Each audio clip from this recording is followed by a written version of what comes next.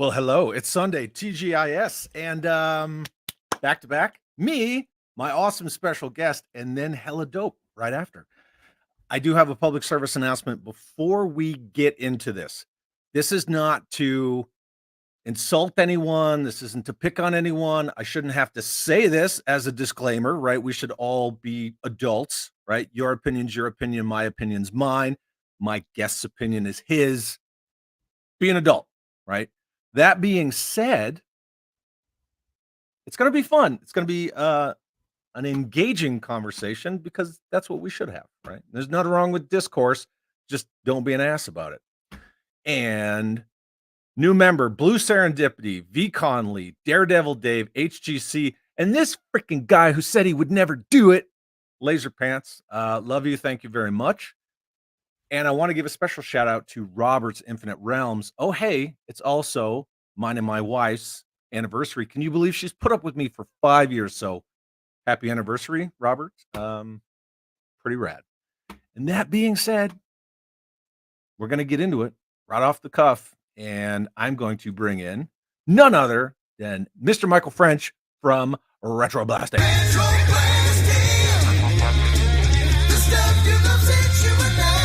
Wow. Yeah, I went old school. That's yeah, it's funny. People are always like, "Oh, the retro intro," and I'm like, "That's now like a nostalgic thing." And then I count the years, and I'm like, "Oh crap, I'm actually old enough as a channel to be nostalgic." Yeah, that's weird. Yeah, you've been around for a minute. Yeah, for real. How are you? I'm fine. How are you? I mean, I'm pretty stellar. Yeah. Yeah, I learned yesterday that it doesn't matter how much you work out or don't work out. There are certain innocuous car parts that will make you look like a weakling just trying to change a little piece. Yeah. And yeah, I found myself after 3 hours with a sun visor just trying to get it to. Anyway, it made me feel very meanly about myself. So today I'm in a much better place. I'm feeling much better now. Well, good. So, I'm glad you're feeling it today. So, this was a special topic that I had been kind of working around in the old stone mill. And, I approached you and I said, hey, like, I want to discuss this, but the only person that I want to discuss it with is you, right? Because I would be like, fans are dumb. And then, you could more eloquently. Sure. But, I went and grabbed some information and some quotes and things like that so as not to just, rabble the whole time. But Scott Hughes, thank you very much for becoming a channel member. And this is for you, Michael. Just Jeff said, I once saw Chad and Michael beat up a bear and steal its lunch money in the nude. Wow. Well, I'm glad you saw it. But it still holds the record for there are no receipts for that. Like, in other words, no. It's my one saving grace is that of all the things I've been accused of and everything, and I keep my receipts, and that. Oh, yeah. I've always joked that if anybody ever accused me of let's just call it a cell phone camera indiscretion, I could immediately disprove it because there are no pictures like that of me in existence since the age of 8 months old. Nice. Yeah. That's good. Yep. Yep. That's a rare thing these days, isn't it? It really is. Yeah. It's like, wow. Yeah. Has ego run that far amok? I guess so. I guess that's kind of some of the stuff that we're going to talk about tonight, ego, and where does ego fall in with all of this jazz. And if you guys have something that you really want to say, this chat's going to be flying. Put like some stars or I don't know, flames or something on it, and I'll get at it. Yeah. So customers versus fans, right? And you've talked openly often about corporations, right? And how corporations are going to corporate. And we all understand that this isn't we're not whipping the blind kid here. It covers a lot of different corporations. But the Hasbro layoffs, and then the Hasbro layoffs last year, and it's just before Christmas, and then people start worrying, and even if they weren't laid off at Christmas, they have to worry through the holidays. Am I going to get laid off in March? And right? But while I was doing research on this topic, it says that 92% of consumers they now trust personal recommendations over anything else when making purchasing decisions. 92%. I wouldn't have even expected it to be that high. That's amazing. Yeah, I found that from Forbes. And that got me thinking about marketing. Companies used to market, granted, when we and most of our crowd and audience, etc., we grew up in that post Reagan deregulation, and everything had a cartoon and a cereal commercial, and watch out, here's commercials for the toys, and on and on and on. And now you don't see it. You don't see it at all. And when I saw 92% of consumers, I thought, that's why. Why waste money on marketing when you can turn customers into fans and they'll do your freaking dirty work for you? Right, because now that fans have a platform through the internet, they can work effectively for you through a kind of PR angel speak sleight of hand, where it's, oh, we're working with you in a partnership. We're your friends. Like, no, you're not. Like, yeah. And I just to espouse on that for a moment, that whole thing of we don't know. It's like the movie The Thing now. Like, do you remember in the movie The Thing where they figured out that this thing could mimic any one of them perfectly, and so Test the blood. Yeah, they couldn't keep up from minute to minute who may or may not be one of the things, and am I talking to the real Chad or am I not? Like, I don't know. Well, yeah, you gotta be effing kidding me. Anyway, yeah. So like, we're now in a phase of social media on YouTube with influencers where even though YouTube has tried to say, oh, we're putting things in place to let viewers know that there's transparency and you'll know who's giving you a paid promotion and who's not, and who's this and who's that. Well, very few people in the space who are obvious and out there doing it always remember to click that little button. Like, they don't always remember to do that, but a lot of them they are just flat out shadow marketers for these companies as fans. Like, oh, but I like the thing. It's like, right, there's no law that says you have to dislike something in order to review it. There's no law that says that. But when you're a fan of something and you're out here on this space, you're not doing God's work, you're doing their work for them. You got to be real careful. And as a consumer, you're walking in this minefield of, well, I mean, that guy right there, he's in the toy aisle with me. He's my buddy. And it's like, are you sure? You need to be really sure. My buddy. Because now what happens is, now the toy companies have caught up with that, and they're trying to supplement the grassroots YouTube channels that were happy to be shadow marketers by saying, we're going to have these panels every few weeks, the Hasbro Pulse, the Joe team, and the Home Shopping Network. Yeah, it's like QVC with stuff you can't buy yet and all this kind of stuff. And you're going, wow, they're really trying to make people feel like the toy companies are now their friends and have a face. And, like, it's, these toy companies are YouTubers. No, you're not. Yeah, Tim Hayes says fans as in fanatics and fanboys. There's that too. Yeah, there's that too, for sure. I mean, fan isn't always a 4-letter word, but there is a fine line. It's you're like that Blade Runner. You're just running on that razor's edge. Like, when are you a fan of a thing, and when, like you said, Michael, are you doing that dirty work for that company? The trailer came out for the Acolyte, and some YouTube channel put together a super clip of all the shill channels. This one guy literally was taking a drink and he did an exaggerated drink spit and wanted people to believe that was genuine. Wow. And you see that, the shill face, oh, a red lightsaber hit the tree. And and that's the kind of stuff. And now we see the toy companies, they do their like, but wait, there's more QVC, Home Shopping, Billy Mays. And as soon as they do it, they know that those fan channels are gonna just pick that shit up and run with it. And then that's their marketing. Boom. Right. 100%. And that's the whole thing is it's almost like the way that a company will first lean on people out in the population of their customer base who have come up with a good idea. So like it takes corporations, it's like trying to turn an aircraft carrier. Corporations, it takes them a while to change direction a little bit. Hollywood.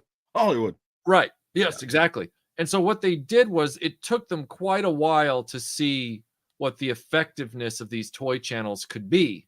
But then after they use those for a while, eventually the corporation's going to say, I want my own slice of cheese.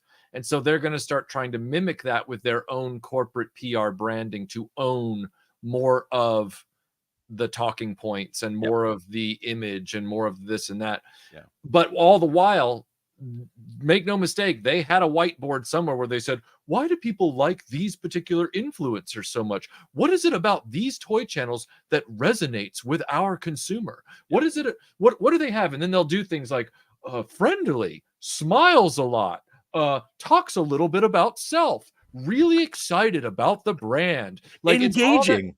Engaging, like all that kind of stuff. Dragons, and then you're like, what? Oh, that's the Star Wars thing. So it's this whole dumb, as my dumb camera goes out of focus again. Whatever. It's this whole thing where they over-engineer and overthink all of this, but in the background, to address what you said about the fans part of it with the channels, we're now in a scary, like, I don't want to say we're late stage, but we're in a scary, like, third generation of this where you've got half the people who are trying to start channels and or have established channels whose their goal as fans was to always be close to the company, be in a good relationship with the company, get access to it, and get those promotional deals. That's it. And access. Yes, access. Yeah. The other half of them, I can't decide if they're less dangerous or more dangerous, because the other half of them are people who have that and they don't make the connection. They think they're still just fans, and they don't make the connection that they're actually towing the line. Yeah. Like, it's like Dr. Frankenstein thinking the monster's the bad guy in the story, and everybody else like, you're the bad guy, not the monster. Yeah, exactly. Yeah. I'm fixing my camera. Don't panic. So, stand by. I'm still here, everyone. There we go. All right, cool. Sorry. Yeah, it's I had a panic moment. That's the scary part of it is there are influencers and other YouTube people out there who want to be influencers, but the ones that I think worry me the most, because I know that everybody is, prices of gas and groceries are high and everybody's trying to make an extra buck. And so on the one hand, I can understand people wanting maybe to finally have a channel that somebody wants a promotional partnership with them. Okay, fine. I don't do that, but whatever. It's the ones where they've got those partnerships and they've got those influencer points or whatever you want to call it. Like they have a large audience where they really are influencing a lot of people in the way they think about a product or whatever. And they just sit back and they're like, no, man, I just think this is all great. I'm just a fan. I'm just a fan of this property. And you're like, I'm just a fan. Let's just say Hasbro just sent me a box in the mail. What do we have here? Oh man, this is so great. But I'm not biased or anything, Dude, there's video footage. There's video footage of one of those channels where they got a free box of Marvel Legends. It was like a big Hasbro press promotional box that they only sent to influencers. And they're like, well, I've already got one of these, so I'm going to give this one away to, my subscribers. And in mid-sentence, they're like, but this Mystique looks pretty good. It's painted better than the one I got. So I'm going to keep this one, but the rest of the box you'll get for free. I mean, in mid-sentence, like It's except for this part of it, but dude, yeah, like well, I don't know where the channels missed themselves crossing over into shadow marketing partner. I don't know where they missed that boat, but I think the answer lies somewhere in the story I just described, where the person can't even realize that they've just said they're going to give this away as a gesture, but then they're so caught up in their fandom that they pull this one thing out and go, "Oh, I'm going to keep this one because this looks pretty good." But shiny, somewhere in there is the answer to this big question, right? Yeah, and that's that whole, you're running on that razor's edge. When do you? It's like an addict or people with like anger problems. When do you realize, like, I'm so far down in this hole, and then you look up and you're like, man, I can't climb out. Yeah. I would think the moment you can't climb out, if I was a betting man, or if I was, I don't know, Columbo or somebody with some deductive reasoning. If I was Michael French. Yeah. I would think the moment you would have to admit you can't climb out is when you published a book with them.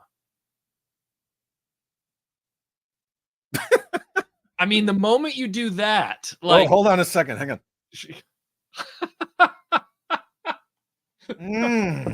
Oh, hello, it's Chad here. How's everything going? It's a little Kermit. I am drinking tea, so it's apropos, but yeah, maybe.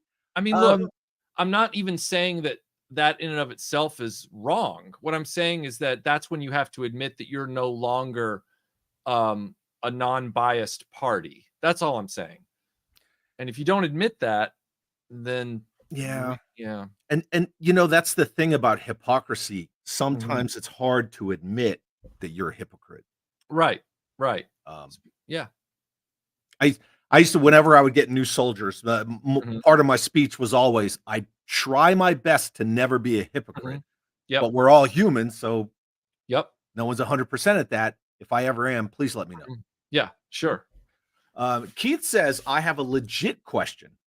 I've heard a lot of guys saying that the 1/18 scale Ghostbusters are a little too late.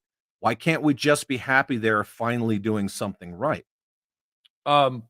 I never said they were too little too late. I actually was really happy to see the announcement.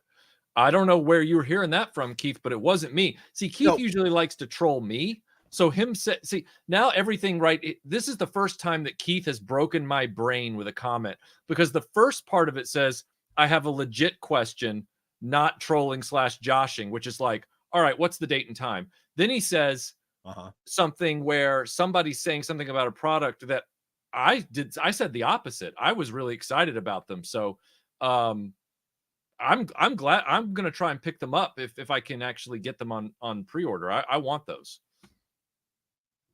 I said the exact same thing. I want to buy them for sure, because 4 figures, 4 proton packs, the PKE meter, the trap, the binos or the ghost goggles, $45. Yeah. That's how you do it. Yes. That's how you do it. And that's the stuff that I will support, because it's not price gouging. It's not grifting. It's not like doing the whole fan thing. Like, you'll pay $80 for this. That's a good value. Doesn't it make you wonder though why they aren't managing to pull that value in per dollar with everything else? Brand recognition. I'm just postulating. But sure. V Conley says, fans versus customers. I'm a huge fan of Gundams and model kits, but I don't buy any because I don't want to invest in a whole new line. There you go. Yeah. You got anything for this? I see Lenny buddying up to YouTube channels all the time. Well, I've heard tell the scuttle in the office is news at 11. You're not gonna believe this.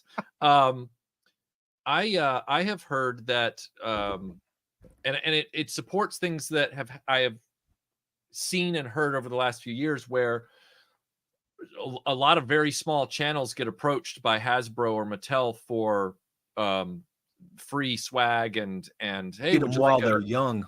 yeah, get them while they're young. And then you see these Hasbro fan streams and stuff they do where they bring on, different YouTubers and stuff. And some of the YouTubers are still like larger toy YouTubers, but a lot of them are medium to small YouTubers that get on Hasbro's live streams to talk about, whatever.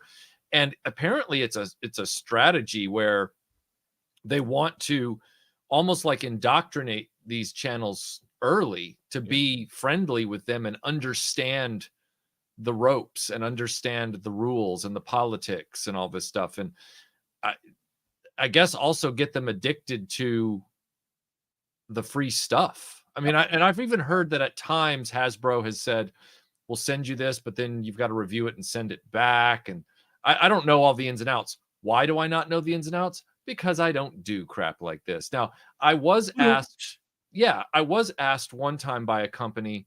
It wasn't a toy company, but I was asked by a company to review some stuff. And I asked around, and some mutual friends said, no, they're cool to deal with. You might want to consider it. So I started talking to them. And the next thing I knew, they had sent me like this like egregious contract with like, you have to say these things in the video, and you have to make sure that the video comes out X amount of time after the product is tracked as having arrived at your house. And you have to do all this stuff. And I just wrote them back and I was like, nope, bye. Like, nope, not doing this. Delete, goodbye. delete. Yeah, sorry. And they were like, no, you don't have to take any of that seriously. I'm like, you sent me a contract that requires a signature, and I'm expected to just know that that's not really like ironclad. Yeah. Like, this is, if somebody else is getting this and they're just signing this without questioning you, then you're getting something that you want. Otherwise, you wouldn't have ever put it on this paper. So no, I'm not working with you. They were like, oh my God, like it was like a whole thing.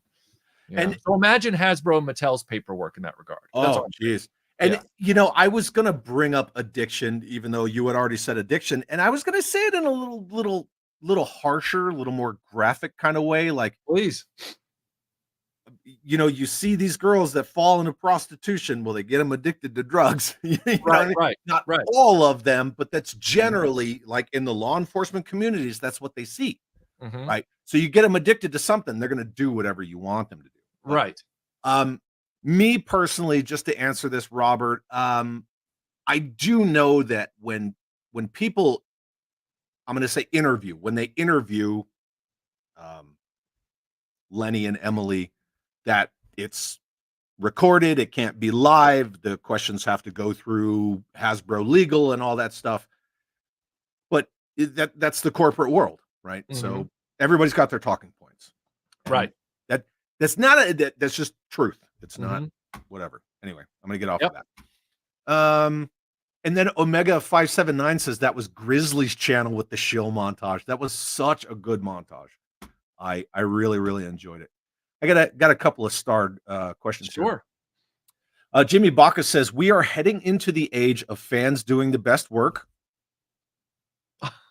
Right? Stan Solo. I was like, yes, that's true. That's very true. I mean, somebody came up with that phrase. I welcome our peer overlords. Yeah, I'm very happy to see that independents are finally, they're finally becoming the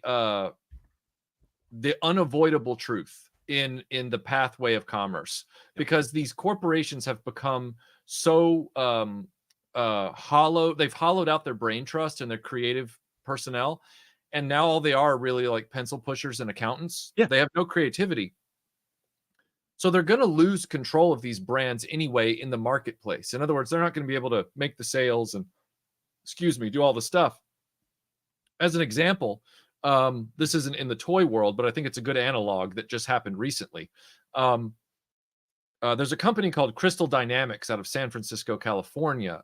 They were handed the Tomb Raider franchise back in 2004. After many years with its originating company, there was a game that flopped, and then the parent company that was over those two companies said, we're taking your toys away from you and giving them to this random company in San Francisco. Eidos? Is that Eidos? Eidos was the parent company, and they said, Core, you're not doing this anymore. We're going to give them to Crystal Dynamics. Right. And I promise everybody in the chat, don't worry. This is a true analog with what's happening with these independent toy makers. Okay. Either way, I know where you're going, and I'm here for it. So yeah.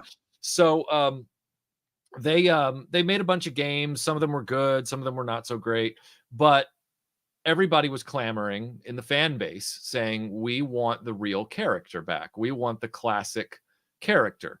And they were like, nah, that's outdated. And we find some of that objectionable and blah, blah, blah. We're all like, wow, really? Like a franchise that popular? It would be like saying Luke Skywalker is objectionable. Oh, wait, a company just did that a few years ago.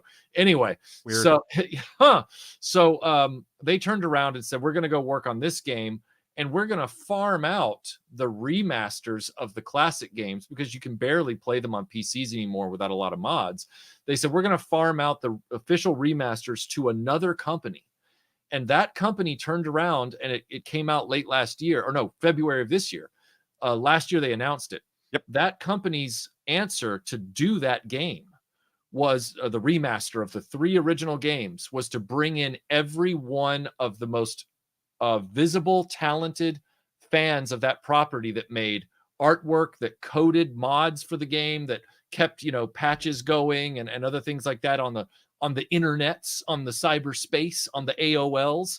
Like they went out and looked for those people and made them the designers of the remaster.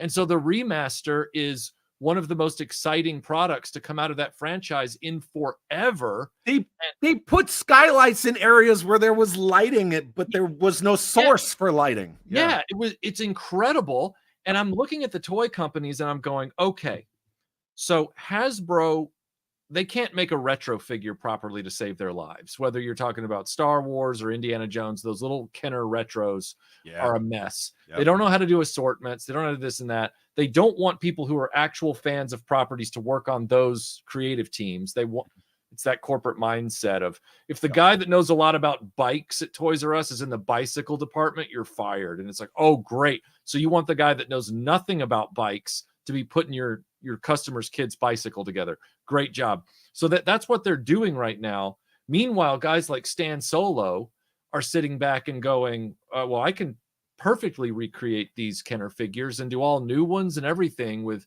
pitch perfect quality.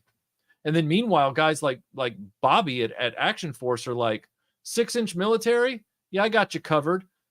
To the point that G.I. Joe is now chasing their aesthetic with classifieds. Like extra hands, blast effects, all that stuff, arm removable tattoos, mags, the tattoos on the arms and stuff. That would, like, that's very much that's Action Force. That's not G.I. Joe, Real American Hero. Nope.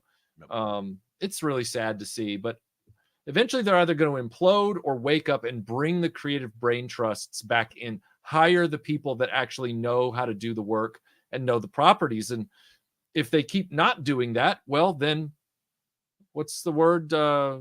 If they die, they die, and whatever. So it says Ivan Drago. Yeah. Mm-hmm.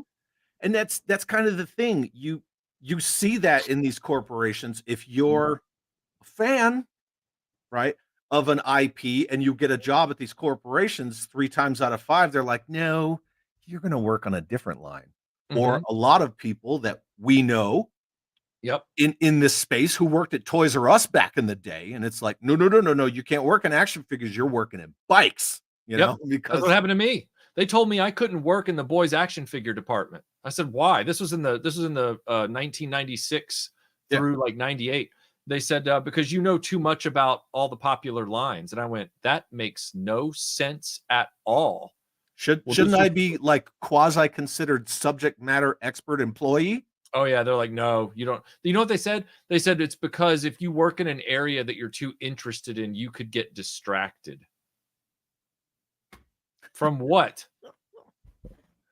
From you're just gonna stare at the toys all day? Right. Yeah. I'm kind of feeling this, even though he didn't use the word actually, and around these parts, if you don't use the word actually.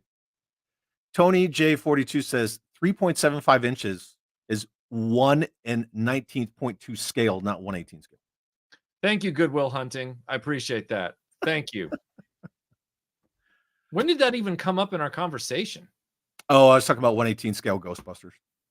Well, I mean, really, it's relative, right? It's hardly an aerospace part for a space shuttle. Like, what are it's hard relative, right? What 1/18 scale is your 3 3/4, 4-inch. It's hardly a door plug on a Boeing. Like, it's not too soon. And then GeForce Racing is letting me know that actually Long Island iced tea is 0% tea. It's just regular cold tea. That just unsweetened iced tea. Yeah, and whatever that death stuff is just water. Yeah. Matt Rubin says, back in the day, all products were graded by word of mouth. Then corporations started to pay for recommendations and people got used to basic YouTubers. Yep. I mean, he's not wrong with that logic. Back in the day, all product was graded by word of mouth. Yeah, then pay recommendation. Yeah, I mean, we know that movie studios are paying for good reviews. We know that there have been a lot of fake reviews for products on Amazon because the third-party sellers can get those.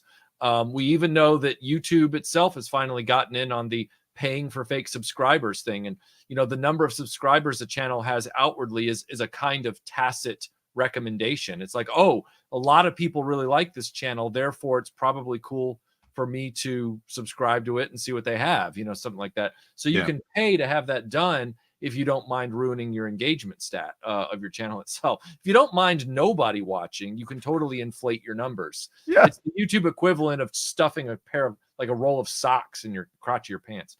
But yeah, no, that's very true. Yeah.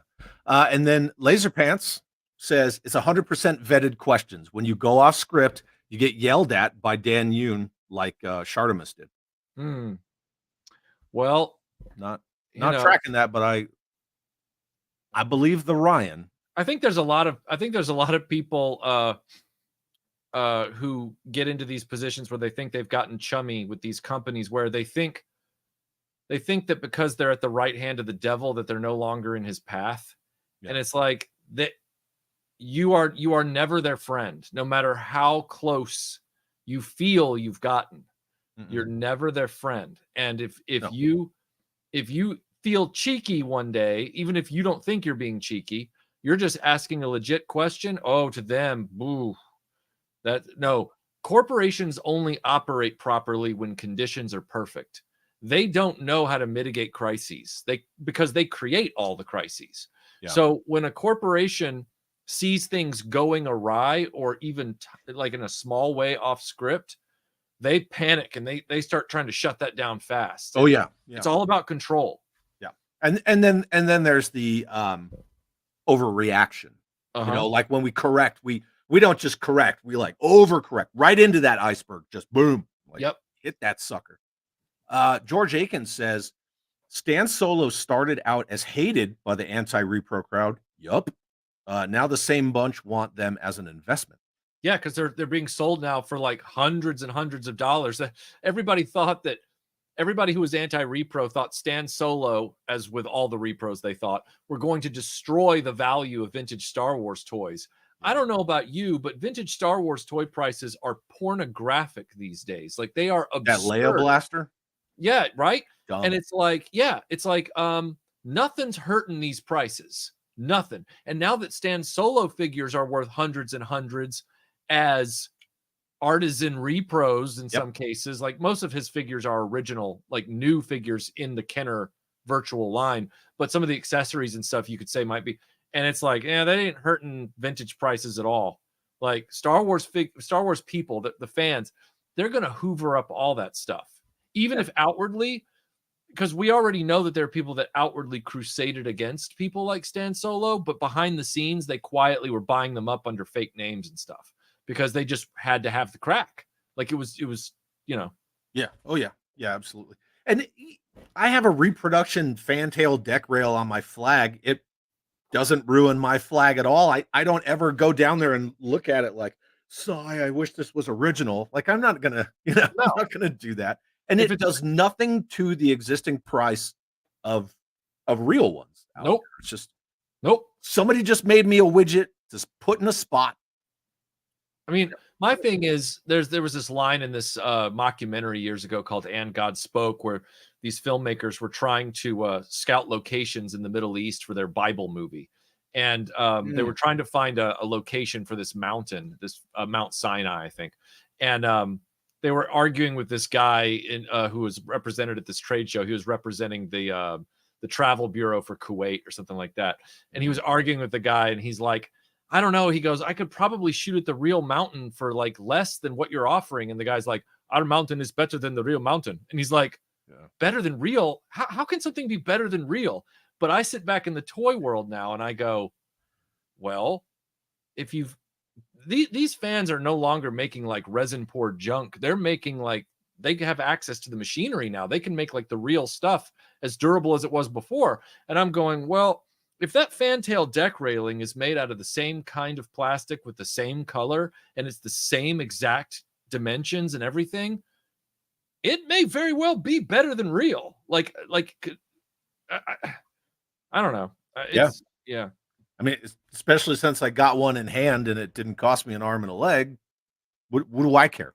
Exactly. I don't care whatsoever. Like, I have reproduction tow cables on a lot of my vehicles that have tow cables because the ones that I do have that are intact are not on the vehicles. They're in a drawer, sealed up. Yeah, because you know how they'll break if you just stare at them. So. Oh yeah, those tow cables are horrible. Oh yeah, they're ridiculous. I'm trying to keep up with the chat, and I'm managing. That being said, there's almost 250 people here. If you're not subbed, maybe consider it. I got to pimp myself for a second. Just think about it. I told a friend last night, I said, they said, oh, you're going on Chad's tomorrow. I said, yeah. I said, yeah, I've been on Chad's once before.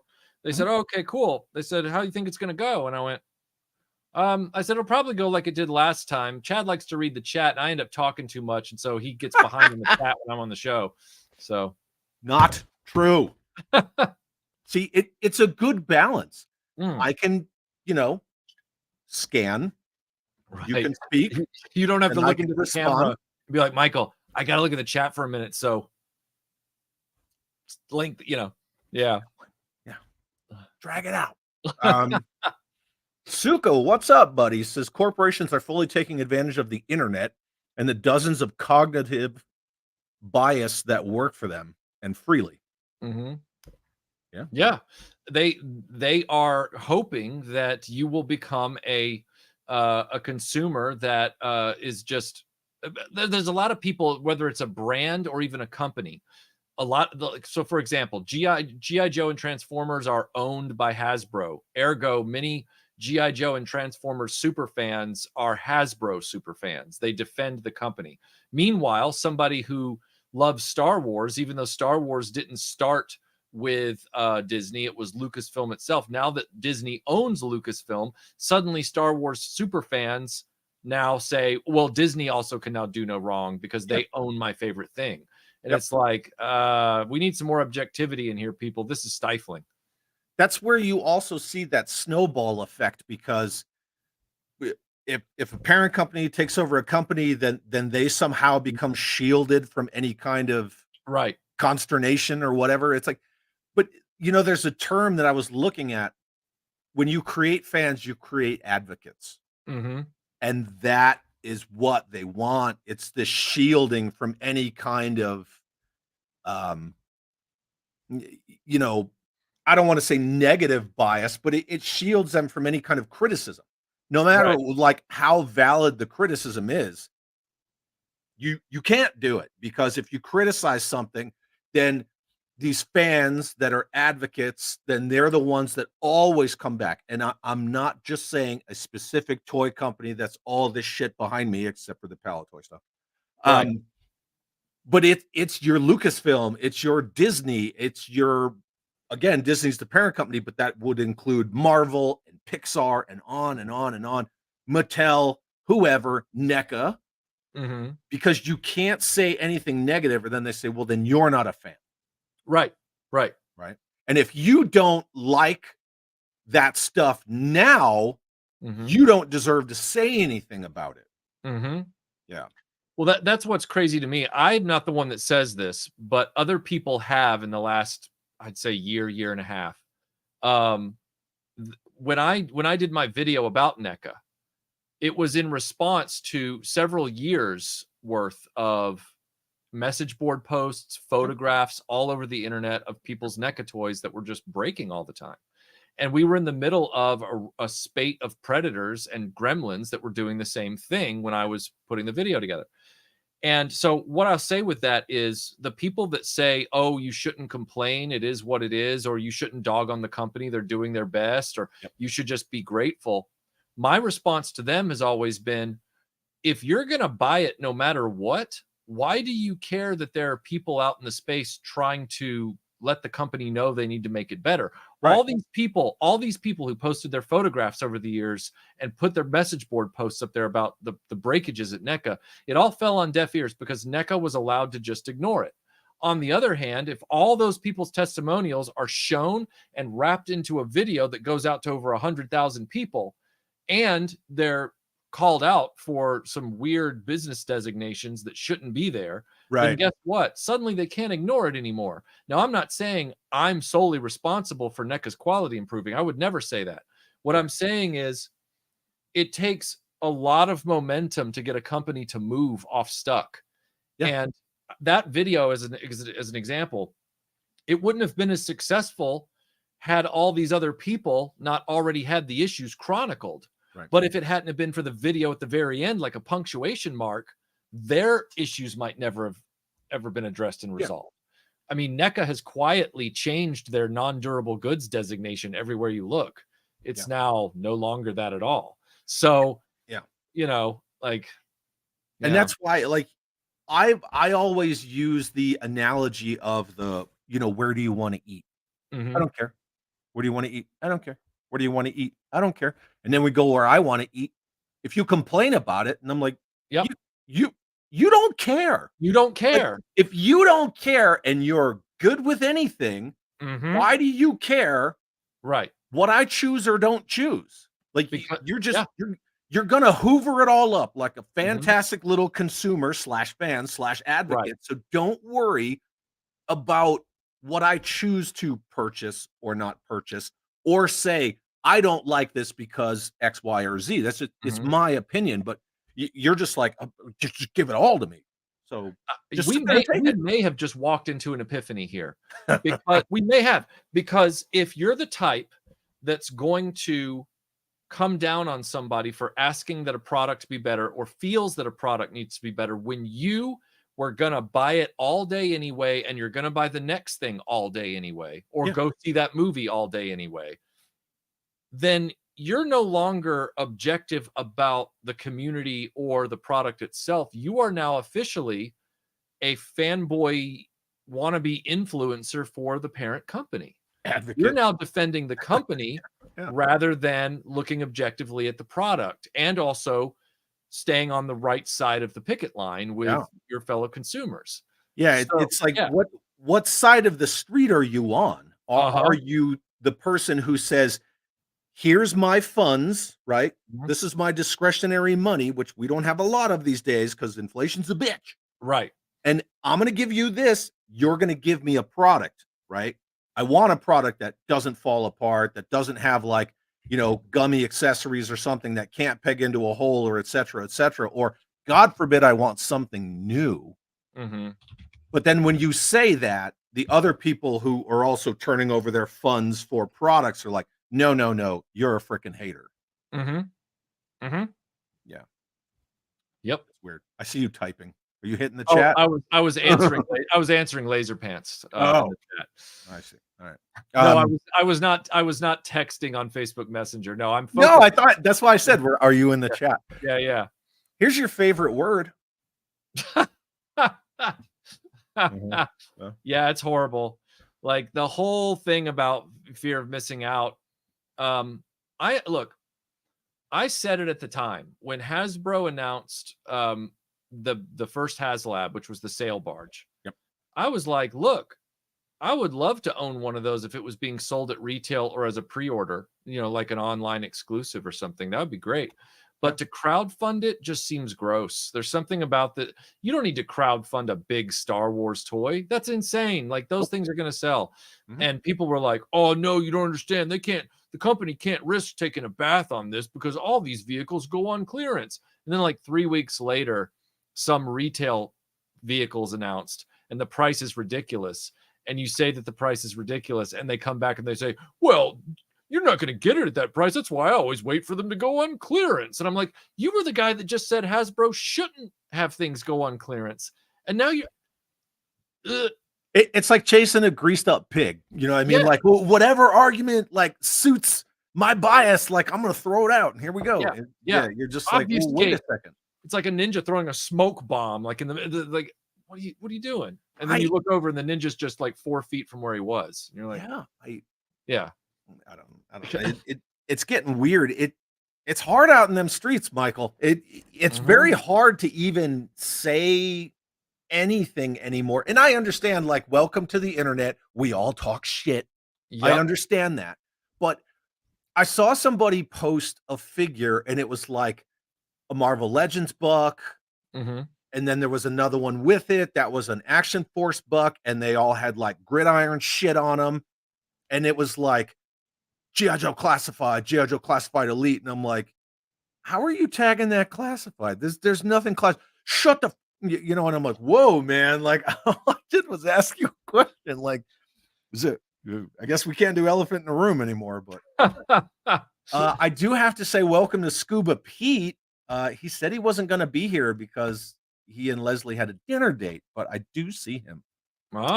And here's the thing with FOMO. I have the JOMO, the joy of missing out, where I just sit back and I'm like, on. I never feared missing the sail barge. I knew exactly why I was walking away from it, you know? It was the same thing with that that HasLab Sky Striker. It was like, look, I bought two. Well, and I get it. You've got to review those for your channel specifically because you're the O-ring guy. But for me, it was like, well, I've already got 5 Sky Strikers, vintage original, and I don't do corporate crowd funds, but it doesn't mean that it didn't pull at my heartstrings a little bit. I was kind of like, oh, that'd be cool to own. Too bad that would have sold at retail. That was an unnecessary choice on their part. Like, why'd they do that? And that's the thing. The thing that frustrated me about the HasLab Sky Striker was, one, it could have been in retail. 2, like when I had Kirk Bazigian on, he's like, why are you still making an airframe that's been out of the Navy's inventory for so, like, make something else.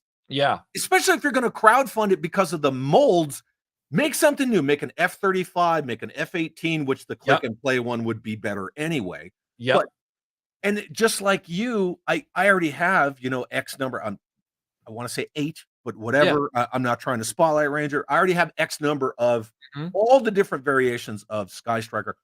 Why did I buy it? And I bought 2, and I'm just like, yep. One's in storage. I'm probably just gonna give it away. But and then they shit canned 118 Joe like a hot minute after that and said, well, they're only going to come with the Transformers now. And I felt a little you tried to make me an advocate, instead you just spit in my face like at the same time. But good for you. Thanks. Brad says, see, look, he put all the asterisks. Thank you, Brad. I don't mind fans sharing their thoughts. Right? We should all be able to do that. If they can't be subjective or objective, then there is a problem. Just my opinion.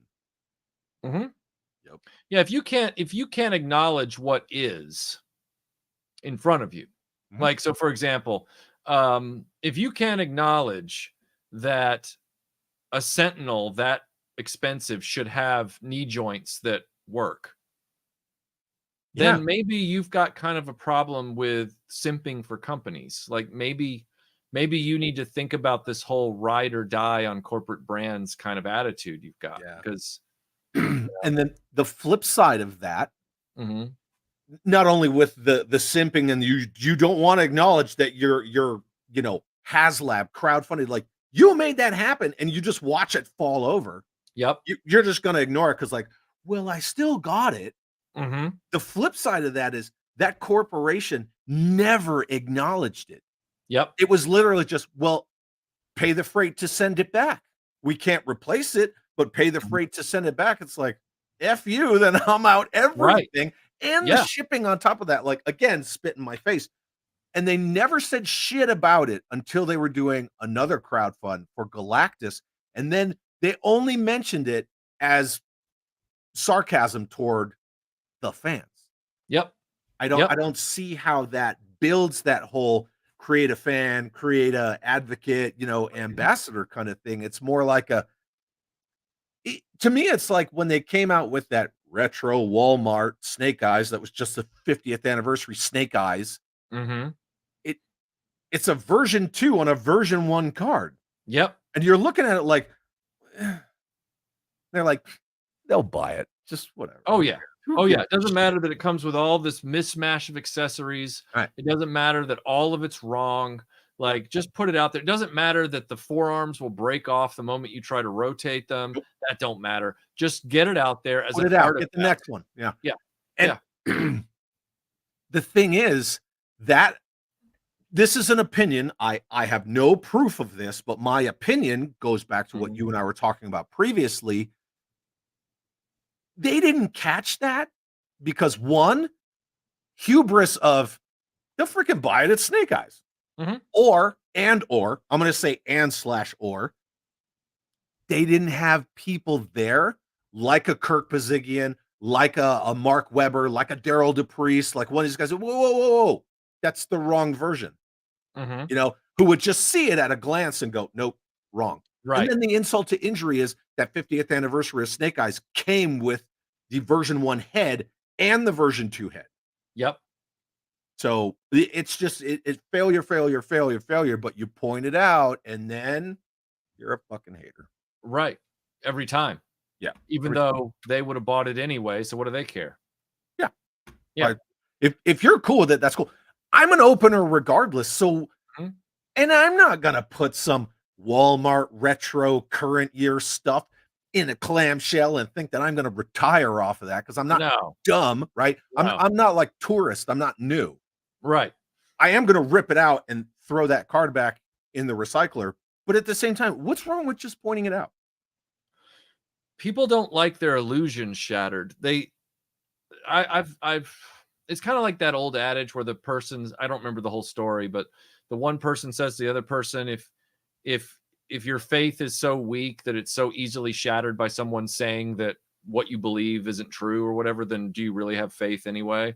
And to me, it's the same thing with the toy community. It's like, if your emotional state, if your calm can be wrecked by somebody just pointing out that, oh, I don't know if that Sentinel was worth the money, that HasLab Sentinel, or I don't know if those retro figures, from G.I. Joe at Walmart were really worth the money. Yeah.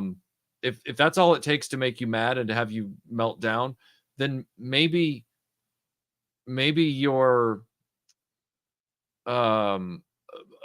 engagement or your fascination or your adherence to this brand is not as strong as you think it is. Like, if that's all it takes, because somebody could walk into my door tomorrow, they could walk through my door tomorrow and just be like, hey man, how's it going? I'd be like, fine. They'd be like, hey, you know what? I think Empire Strikes Back is the worst movie ever made. You know what's worse than that? Lawrence of Arabia. And I go, cool. I think Melinda's made something for us to drink. Come on in. Yeah. Like, whatever. Yeah. And that's the thing. Mm-hmm. We're not trying to say that the two of us are better than everybody. Okay. So no, it's not about being better than someone. No. It's just about like not lacking confidence in what I like. Right. And that's what I'm saying. Like, to have the ability to just stand in your 3 feet of space and say, I'm comfortable with my opinions and my likes and whatever. Like, I don't need to be validated. Right. That's not even a resiliency thing. That's just a like I'm comfortable in my own skin. I like GoBots. Right. I don't collect 1/12 scale. I have some, right, of 2 lines, but it's not something that I actively collect. But I've had people and they're like, oh man, you should check this out, or I got this, I got that. And I'm like, cool, man. Oh, hey, I got this, NECA turtle. And I'm like, right on. Yeah. It doesn't affect me like at Right. all. Like, Right. I don't care if you like Teenage Mutant Ninja Turtles. Hate them. But Yeah. if you like it and you're sharing your joy with me, right? And this goes back to that whole psychology thing. Like, are you a joy multiplier? Are you a joy thief? Things like that. Like, Right. I don't care. And because I'm not invested mentally or emotionally, I'm just going to say, I'm glad for you. And we're going to leave it at that. I get accused a lot of being a joy thief, even though I'm not addressing fandoms, I'm addressing items. And how do you steal joy from an inanimate object?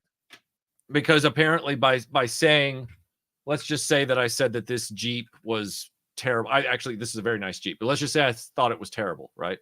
Then what would happen is somebody would say, I think that Jeep's great. You're taking away someone else's joy about that Jeep. And I'm like, no, you've got that really backwards. Like, I am just talking about the Jeep's quality. Your joy about that item is inherent to you. The only way I've seen where people feel like their joy is really being taken is when they set the stage up. It's like when someone says, don't ask a question you're not ready to hear the answer for. Like, if you're not ready to hear the answer, don't ask the question. And a lot of times in the content creator space, and I'm sure you've gotten this before, Chad, people will send you a message and they'll say, hey, you ever going to review G.I. Joe Classifieds? Like, you ever going to do that? Because that'd be like really cool, because I love your videos, but I haven't seen you talk about G.I. Joe Classifieds as much, and I'd really like you to do that. And you go, well, look, I don't want to make you mad, but you asked me for an explanation. I'm going to tell you that, like for me, it's HasLab products. They're like, I don't own any HasLab products. I never will. Do you want me to tell you why? Are you sure you want me to tell you why? How long do you have? Yeah. Yeah. And then they're like, oh, and I'm like, look, it's for me personally. Nothing I say is going to stop the next HasLab or stop you from being able to buy into it. So, yeah. And I would also preface that with, of course, I probably wouldn't say this. I would think it internally, but I wouldn't say, well, if you love my videos, then you should know my stance on classified. Like, right. Of course, that would be like internal. I wouldn't say that, like, listen, stupid, actually, it wouldn't be like that, but Right. You should just give me. Yeah, go ahead. I was going to say, let me hit some super chats real quick. We have a few. Headcanon sends $5 super chat. Thank you very much, good sir. And says, once you become a lifestyle brand, you no longer have to figure out what the customer wants to buy, because they will just buy whatever the brand sells. Mm-hmm. Michael Kors. Yes. How many purses? You know what I mean? Like, yeah. If I wouldn't know anything about this, but say you really like a singer or a band, you end up buying every album if you get that fanatical about it. I wouldn't know what that's like, but I've heard some people are like that. I wouldn't know. That's interesting. Yeah. You would. I can see that poster behind you. Yeah, no. And that's true, right? Yeah. Metallica is a perfect example. There are people that got in with Metallica in the basement, right? When Metallica still had like Dave Mustaine, right? And then all the way to now, and they're just like diehard Metallica fans. And I'm like, but is this that? Is it that? I mean, if your tastes change with the band, that's cool. But yeah, I grew up with the New York Yankees. Because I have to be stereotypical. I'm a New Yorker. I'm an Italian. New York Yankees. It's like it has to be on your birth certificate. But I can say the Yankees have been garbage. Like my favorite Yankees, my Yankees, right? My Star Wars, my G.I. Joe, my MCU was the mid-90s when Darryl Strawberry was coming out of the dugout with a bat, right? And Paul O'Neill standing there talking to his bat like, we got to hit a home run. We got to do it. People think I'm crazy.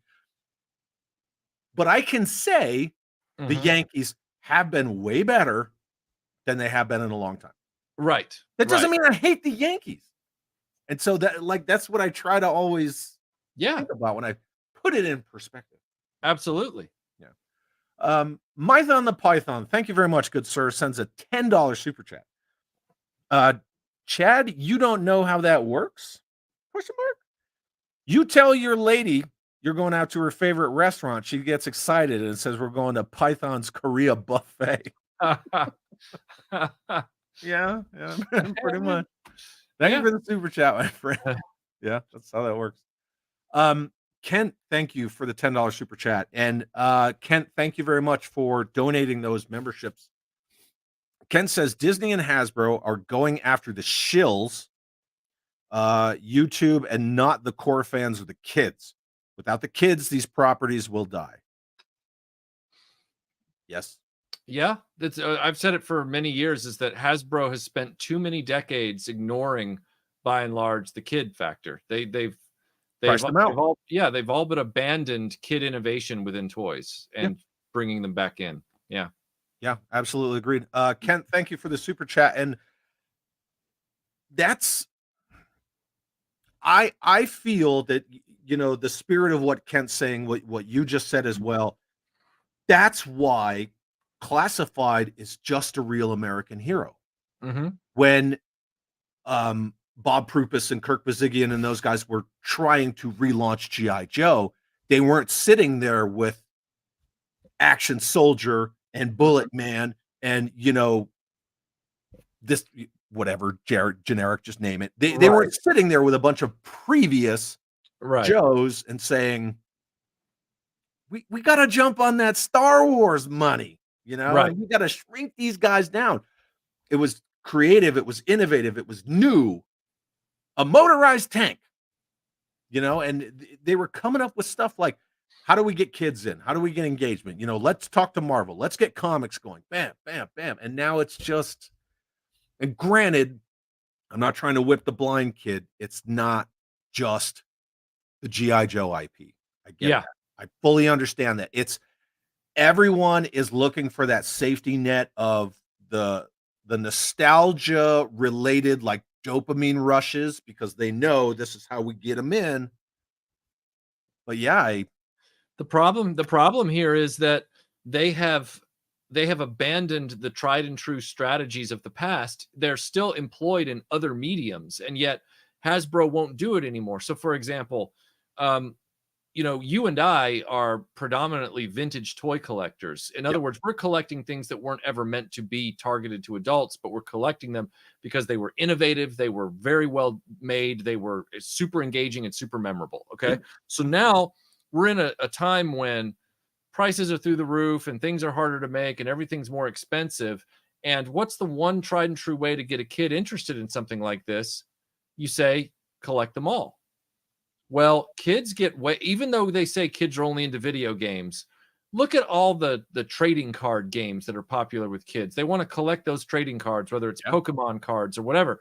And you look at Hasbro and Mattel and you go, so instead of actually creating something at a scale, an economy of scale and a toy of scale where you can have a kid ostensibly world build that and have a collect them all flash on the back. At today's prices, making it something that is affordable and you can get some variety in there. You can get some vehicles and stuff. You can buy 6 Stormtroopers. Right. Yeah, exactly. Rather than doing that, you're going to turn around and just make 6-inch stuff all day, and you're going to keep raising the prices up on that every 3 to 4 months because adults are behind it. Adults are buying it, and they'll justify it to a certain point. Now, collect them all is dead, even though because they say kids they just care about video games. They've basically abandoned children in their own mind at this point. Don't ask Lego, but yeah. Don't ask Lego. Toy. Oh no, don't talk to them because our narrative will break down. But you look at Pokemon cards, you look at Lego, you look at stuff like that, and you go, yeah, Hasbro's just lying. Like they're and that's the weird thing. And we're gonna segue into something. Kent, thank you for the awesome super chat, because I got receipts. So this is from Hasbro. This is from their Instagram. Now, if you notice, they are completely getting the collect them all adults because we were collect them all as kids, which started like Kenner really pushed that with the Star Yep. Wars. Yep. But they're still doing it today, only it's to like, the discretionary, we have disposable income kind of adults because they put the numbers of the items, right? Yep. They're putting the numbers of the items in their social media posts. Oh, and look at that last word that I underlined. For all fans over the age of 27. Like it's because you need a credit card and the internet and all this shit. You got to be up at 5 a.m. P.S. Right. You need a premium membership from Pulse, which isn't going to save your ass anyway. And if you don't, not you personally, if the general you doesn't think that numbering system didn't get pulled from Hallmark ornaments and pop vinyls and other things like that use that numbering system, then you're deluding yourself. Like Hallmark ornaments, perfect example. What about stamps?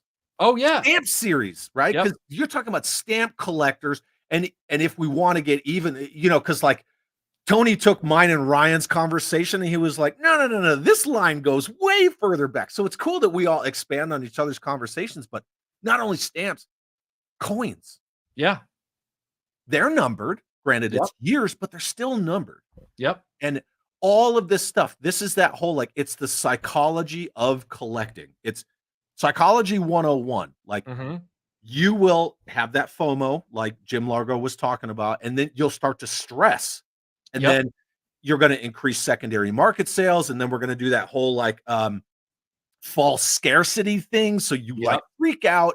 We'll make you come buy Matty Collector, Pulse Premium, things like that. You got to give me the subscription service, put it right in there, right? Like that's that stuff. And it's right there.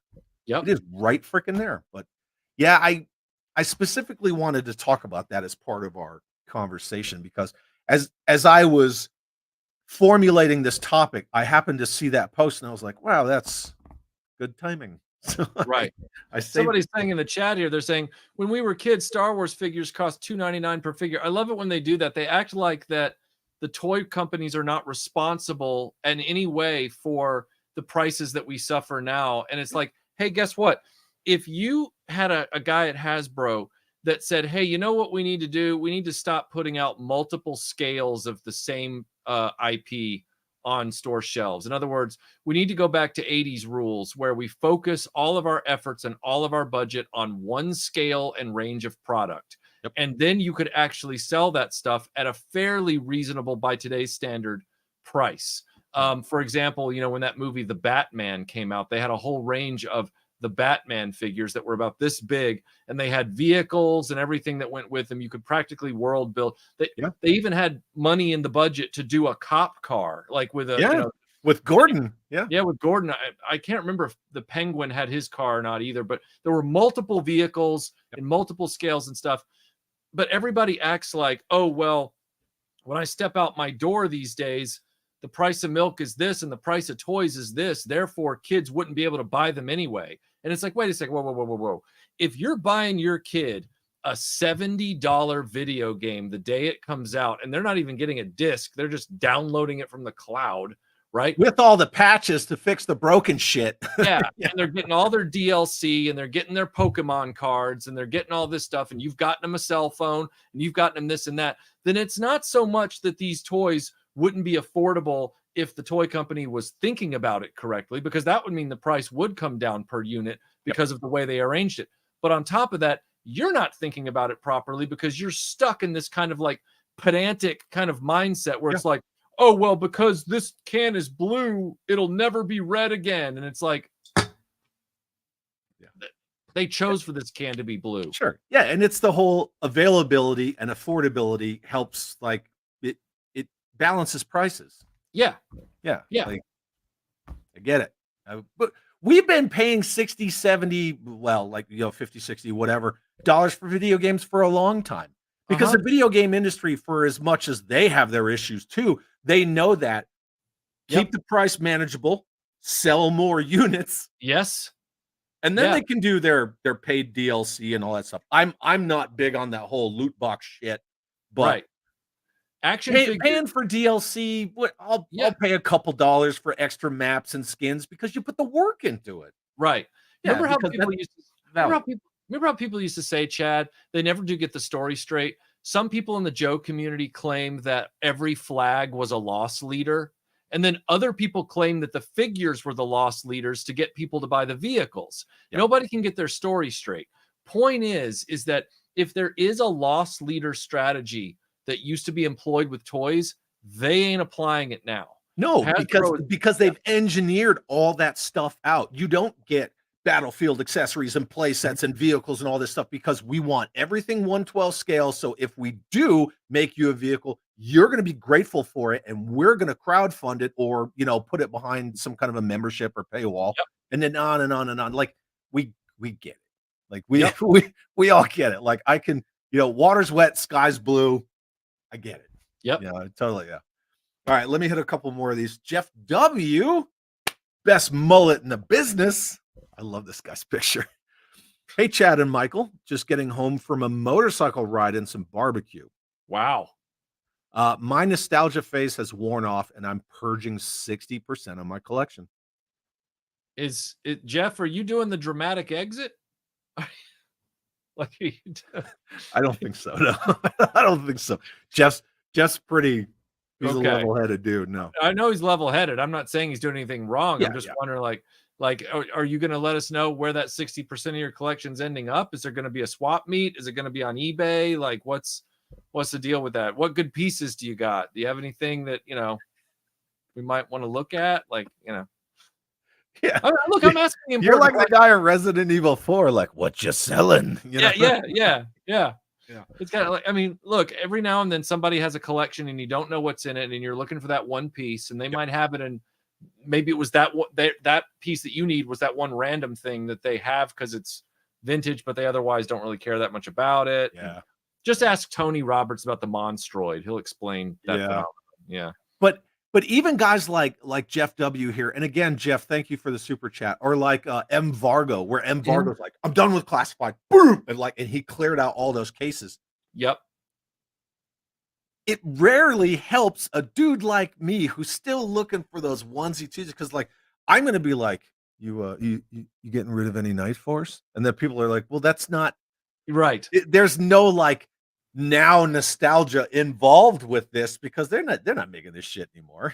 No, like, dude, I can't go to a toy show anymore and ever walk away with anything, because even though they might have a lot of the esoteric vintage stuff there, they never have those esoteric vintage pieces that I'm looking for, where it's like, hey, you got Picaro and Amigo from the Gabriel Zorro line? No. You got Defenders of the Earth sword ship for Flash? No. Okay. Well, thanks. Yeah. Right. And I'm doing the same. I'm going in there. I'm like, so, do you have the Fun School repaint of the Sergeant Savage Grizzly? Mm-hmm. No. Okay. I just want but you know how it is, right? It's the funnel. Yes. Yeah. You're at that point of the funnel where you just want like, I spent 3 or 4 hours last year at Joe Fest, and I was like looking for a 93, 94, and off the top of my head, the last Cobra Commander. Right. And I looked and looked and looked, and I found one carded, and I was like, dude, I don't need him carded. I'll do loose, but so I'm gonna pay that price for it carded. That's like the second version of Dusty. I just want him loose. The only time I found him at Joe Fest was carded.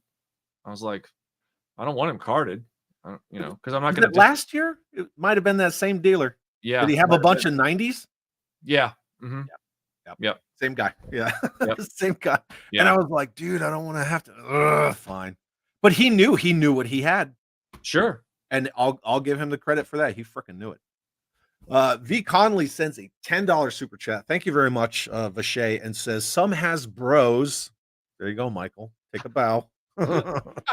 Some Hasbros are spending spending $160 for gridiron accessories for the Vamp because G.I. Joe, but complained about Ace and Bobby making vehicles at their prices despite the better price to quality. Yep. Yep. Yep. Yep. Isn't it funny how that works? And that being said, the Mhm. freaking Vanguard, that thing was like in design and production and price point and all that stuff before the Vamp was even announced. It was, if anything, it's comparable to the Hiss, not the Yeah. Vamp, Yeah. the Hiss, and it's bigger than both of them. Mhm. But yeah, exactly. Vache, you freaking nailed it, man. And that's the thing, like, oh, well, that's okay that, these figures that I get from this company have like all these warped accessories and the backpacks are too gummy because I'll just get it all from Gridiron anyway. Uh-huh. It's like you're gonna pay $30 for one rifle from Gridiron when you paid $30 for that figure. But yeah, man. Again, at the end of the day, like what you like, but yeah, like you can't ignore this. Like that's factually accurate. Yep. So, yeah, thank you, my friend. James Lucas. James sent me a awesome retirement present. I don't want to spoil it, making a video on it, but okay. James Lucas sends $2 super chat. Thank you, James. It says, thank you both for being awesome and genuine. Very nice. Thanks, my friend. Yeah. I don't know how awesome I am, but no, thank you. Really appreciate it. Headcanon sends a $5 super chat. Thank you, Headcanon. It says, what made G.I. Joe successful was that they had a product at every price point that fit the scale. If you had $5 or $50, they had something for you. Yep. Exactly. Perfect. Perfect. And if they weren't wasting their time on all these other scales within the same IPs, Star Wars has like 3-4 scales going, and even Indiana Jones last summer had like 3 different scales going. It was like, dude, if you would just focus your efforts, especially when you know that a toy line might not be around very long unless it can get a foothold, you need to put all that money into, and they think, oh, we got to appeal to everybody. Well, you know what that leads to? When you try to appeal to everybody, you end up appealing to no one. And that's my argument with Mask, right? Like, oh, He-Man's doing this scale, and Star Wars and G.I. Joe are doing this scale, and they're just like, yeah. Or the superpowers, they were a little bigger, like, but they had vision, they had an idea, they were like, this is what we're doing, and they did it. And Mask worked perfectly at that scale because it's not about the dudes with no painted eyes. It's about the vehicles. Real rubber tires, on and on and on and on. Yeah. But yeah, absolutely, Headcanon. Thank you so much for that. Perfect example, right? I can't afford the 83 headquarters, but I can afford a watchtower. I can afford a battlefield accessory, Checkpoint Alpha. Right. And then you save your Christmas points and eventually get the headquarters or something. Yeah. I can't get the whale, but I can get, this vehicle. I can get that. Absolutely, man. And that was right out of the gate. If you can't afford the Mobat, well, you can get the Vamp. They both have a tow hook. And then later on, you can go back and you can get the HAL and the MMS, and perfect. Perfect. Yeah. But again, I think it goes back to the people who were making those decisions. Yes. 100%. Yeah. So, the buck has to stop somewhere, but thank you so much, Headcanon. I really all the famous toy lines were always one scale. Yep. Like in other words, I don't mean like, yes, G.I. Joe's a famous brand, but when it was in its heyday in the 60s and 70s, it stuck to 12-inch. Yep. When they reinvented it through the 80s and 90s, it was 3/3/4. And now the people within the companies have as much ADHD as the products they put out. Yeah. And it's a mess. Yeah, absolutely. And I'm not saying this is fact. I'm not saying I don't like these people. I'm not being cruel toward them, but I'll say it. Anyway, go ahead. Michael will say it, whatever. You can just see that these people, they're just trying to keep their damn jobs. You know what I mean? Yeah. Like, that's all they're doing. They're just like dodging, like that latest round of like layoffs. That I think I told this story. There was this great article years ago in Time magazine called like the 100 worst cars of all time. And it was like an online kind of like article or whatever. And you flip through, but I'll never forget the description for the Yugo, because the Yugo said, every single piece of this car feels like it was made at gunpoint. And, because it was this communist era car, right? Yeah, commie Yugoslavian, right? Yeah, Eastern Bloc, right? And so after those rounds of layoffs at Hasbro, I tried to watch one of their streams right afterward deliberately because I don't watch those, but that one I was like, oh, I gotta see. And it really did feel like there was someone standing right off camera with like a pistol, just like saying, "You're gonna say what we want you to say. You want to keep your job," And they're like, "Oh God," like it was, yeah. Oh, yeah. They looked like those dogs on the front of the National Lampoon magazine. They were all sitting there like, it was like, buy this magazine or we'll kill this dog. Yeah. Oh, and then the banter's like, yeah. All the offices around mine are empty now, and I don't know where my friends are anymore. There's no one to deliver my mail in my office. Here's Mutton Junkyard. Oh God, I know. Still Wind 87 for the $5 super chat. Thank you so much. Still Wind says Hasbro can make. See, here you go. You were just talking about this. Hasbro can make an epic hero series for Star Wars and Marvel, but not for Joe. Yeah, because Star Wars, you have retro, vintage collection. Ooh, I got some news about the vintage collection in Target.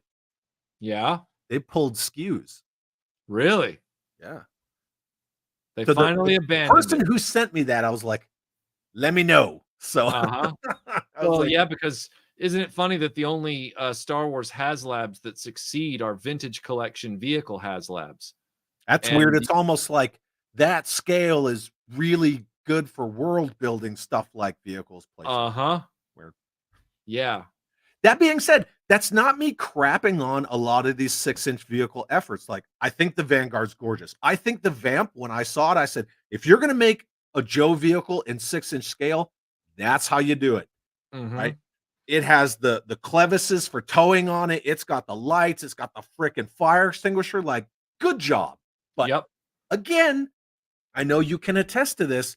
Whenever you say something positive, it falls on deaf ears. But when you say something critical, it's like, you're just a hater. Right. Blah, blah, blah, blah, blah. Yeah. Right. It's like if I'm sitting here talking right now, maybe like 30% of the chat of the 300 people here are listening to me because I'm just talking about the topic, right? But if I turn around and just repeat over and over again, everybody in the chat is horrible and I hate this chat and I don't want anything to do with these people. And I hope that if they meet me on the street, they pretend that we've never met before and they just keep walking. Suddenly, 75% of this chat heard that and they're like, what the heck? Guys, it was an experiment. I didn't mean any of it. But that's my point, is that people hear negative. Funny? 3 people left. 1% left. One more just left. Anyway, that's the thing. That's the thing too, is that there's certain types of people just in the world who, even though dog whistle, right? You've set up the context clue, and then you're saying I'm about to go into a thought experiment. And they miss that, and then all they hear is that guy was dogging on me, and it's like, no, it was all an experiment. It had nothing to do with, Yeah, it just it becomes that dog whistle, right? Because you're just attuned to like, what? Yeah. But I agree with you, Still Wind. Thank you very much for that super chat, and I think a lot of it is kind of Ponzi scheme. Like we're robbing Peter to pay Paul, like. You don't have money to pay your employees. Like, where the hell did you come up with starting lineup? And why did you think that a couple of basketball players was going to sell on a 5-language international card to the point where it's profitable? But like, who really gives a crap about American basketball aside from the onesie twosies? What's basketball? Right. When I saw them come out with that, I was like, you have got to be kidding. Oh, but they did it 6-inch scale, hyper articulated, blah, blah, blah, blah, blah, blah. I knew that was DOA right from the moment they announced it. I'm like, wow, that will Hasbro corporate shill or corporate flack brain trust who was like, what we should do? I saw that we used to do these sports toys. But we should do them in the same scale as Marvel Legends because like it's like that wash, rinse, repeat. They're stuck in like Groundhog Day with Bill Murray. Every time they come up with something, they're like Marvel Legends scale, right? Blech. Yeah. I want to know where the person was. This is my problem with these companies. I want to know where the person was in that meeting that that stepped up and said, this is a bad idea, these aren't going to sell. Where was that person? They've all either been gutted, or they have the fear of God in them, where they know that, oh, well, this person put this forward, so we can't step on their toes because they're more powerful than us and they'll hurt our career. So just sit back and do what they say. Like again, elephant in the room. 2 examples, right? I'm going to say a name. I'm sure a couple people are going to go when I say it, but Bobby. Bobby was known for being that troublemaker because he's like, you want us to take all these features out and charge more? Like, you know, and Mark Webber, right? When they were having the whole G.I. Joe 3, G.I. Joe Ever Vigilant, G.I. Joe, whatever we were going to call the movie that never happened, when they were having that whole thing, and the writer and Dee Bonaventura are like really excited about how, like, yeah, we're going to murder Cobra Commander in a coup in like the first 5 minutes of the movie. And he's like, what? No. And it's like, no, we just sit there and be quiet. Like, we're going to do this. It's like, you guys are nuts. You're just nuts. Yeah. This is not going to go over well. And then they come back like the next week and they're like, you're not going to believe what happened to the Transformers team across the hall. They just got the news back about how it went down with them killing Optimus and all the Autobots. And we're gonna have to make some quick edits to this because this ain't gonna work. You're gonna have to ADR that whole Duke died thing, right? Just in a coma. Call back the Scarlet actress. Get her back here now. It's bad. Ted Darklaw, our good friend from Hella Dope Toys, says, I'm on the replay squad. I tell you to have a great show, but I already know. Thank you, Ted. Appreciate you and your $5 super chat. And again, everybody who's hanging out, when Michael and I are done, please go over to Hella Dope Toys and watch their show. And Eric Alfred Abel, thank you for the channel membership. I finally did one, Michael. I finally did it. So, finally did one what? Channel membership. Channel membership. Yeah, I just made it like 3 days ago. I finally sat down and I was like, okay, what can I offer that's value added that people would like? I apologize. I saw the memberships flying in the whole time. And so I was like, Chad's got a channel membership. So when you said that, I thought, whose membership did he join? Because I don't have one. Like I was like, so you were like, I finally did it. And I'm like, what channel? And you're like, well, mine. And I'm like, wait, why would you be a member of your own?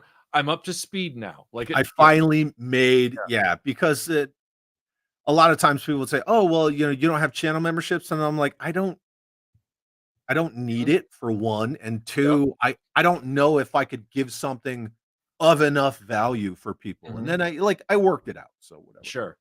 Yeah. Thank you, Eric Alfred Abel. I appreciate it very much. Just Jeff sends a $5 super chat. Jeff's a really awesome guy. He and I have been toy hunting together in real life. Really? Yeah, he and I were toy hunting when I found my Mask issue #1. Oh, nice. Okay. Good deal. Thank you for the super chat. Jeff says, always good to see you two having this type of conversation. $5 for Slurpees and moon pies. Also, anyone in the chat got some Switch blades? I'm really hoping you're talking about Miles Mayhem's helicopter, because otherwise I believe he is, because he's trying to he's trying to finish Mask. I believe it's rotor blades for right Switchblade. I parsed the poetry and I figured it out, but still the visual was too funny. This Lego guy. Well, cut you. Switch and blade, all 3 separate words. Yeah. Right. You messed me up, Jeff, but I don't. If I did, man, I would help you out. But thank you for the super chat, my friend. And then we have a super chat from Eric Alfred Abel for $5. Thank you, Eric Alfred Abel. It says, congrats on your retirement. Appreciate it. I just pinned Staff Sergeant on my Marine earlier this week. I bet you're very proud, and that's awesome.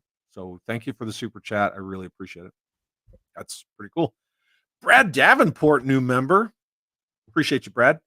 And then Mython the Python with another super chat. Dude says, don't talk about the live action G.I. Joe films. Goon is going to lose his shit again. So I went into Not Top Goon's stream. I want to say it was Wednesday. And I just put it on before my stream. I'm like making my tea and doing, we have routines. Yeah. And Goon's just like going off about like this and Paris and blah, blah, blah. And like, I'm like, is he talking about Team America? Like, because like Paris and all this. And then he starts talking about like Jeeps and missiles. And I'm like, oh, he's talking about Rise of Cobra. He's like, why are they doing this? And I don't even know. And he was just losing his mind. Yeah. If it didn't require actually buying a copy of the movie, and that's why I haven't done it, I have wanted so badly to take those 2 live action Joe films and just cut them to a montage of freedom isn't free. There's a hefty urgent fee. Like just totally free, like just do the whole thing up, just because they're so bad. Those movies are so bad. Again, that's that whole hubris of, and I don't even think anyone could fully understand how Hollywood operates unless you're such a Hollywood insider that you've been indoctrinated for years. Yeah. And it kind of flows with this conversation, right? About, I'm an advocate. But how do you mess G.I. Joe up? How do you do it? Because the thing that happens in Hollywood is the executives only know about what's popular at the time from what their admins and their story coverage writers tell them. Right. So they probably went into that meeting and were like, okay, so we have G.I. Joe as an IP that, now remember at the time this came out, everybody, this first movie, all right? Iron Man. This is what I said at the time. That I bet you it went down like this. All right, so we've got this IP G.I. Joe free and clear that we can use. Is there a way to make it like Halo somehow? Because Halo is very popular right now. And they were like, oh, well, we can maybe work in a sequence where they kind of get in these suits. Yeah. Yes, suits. We need guys in armor like Halo. That would be great. Like that's how that stuff unfurls. And it's they don't care about the identity of the property they're working on. Case in point, the first Angelina Jolie Tomb Raider movie. They bought the property or licensed it for a hefty amount of money, Paramount, same people that did G.I. Joe. And then they turn around and they go, well, you know what was unexpectedly really popular last year while we were developing this? The Matrix. Can we maybe Matrix this movie up a little bit? And the next thing you know, they just want their own Matrix. They don't want Tomb Raider. In this case, they wanted Halo. They didn't want G.I. Joe. Yeah. And again, so not only Halo, but Iron Man. Yeah. Right. And then I had read that it was either the writer or the director wrote a script called Accelerator, and it was about cops in suits like that. And then they tied that in, and then somebody else was like, no, it's because of the armor suits they wear in Sigma 6. And I'm like, either way, it's crap. Like it doesn't matter because we're not Hollywood insiders. We'll never get that info. But no one in those meetings sits around and goes, kind of like the Kathleen Kennedy thing. Like, it sure would be great if we had several decades worth of source material, but it sucks that we don't. We don't. Because we don't know what we're doing. Yeah. Exactly. Mython, thank you for the super chat. Thank you very much, my friend. And Jeremy Kerr, thank you so much for the membership. You got a lot of super chats. Yeah. Thank you. Thank you all very much. Blue Serendipity says, Michael, stop being so brilliant. You're blinding the shills. They must hate me for still being around and not doing any of the things they do. They told me I was going to give up a long time ago. They were like, you're going to be gone. And I'm like, oh, you go ahead and keep thinking that. You keep living in Never Neverland. Maybe I'll come and visit you sometime when I need a break from reality. Yeah, right.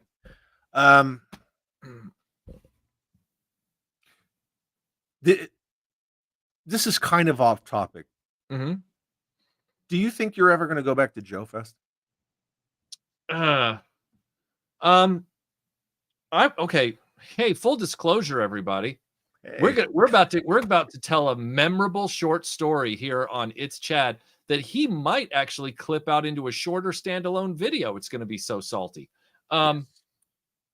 I was at Joe Fest several years in a row as a guest, and then I was asked to be a actual guest, like not just a paying attendee, but then I was asked to be a guest that was featured. And I knew something was not right when it was a week before the show, and I was having to get the organizers' attention that people still weren't sure if I was going to be there and were finding out that I was going to be there from me.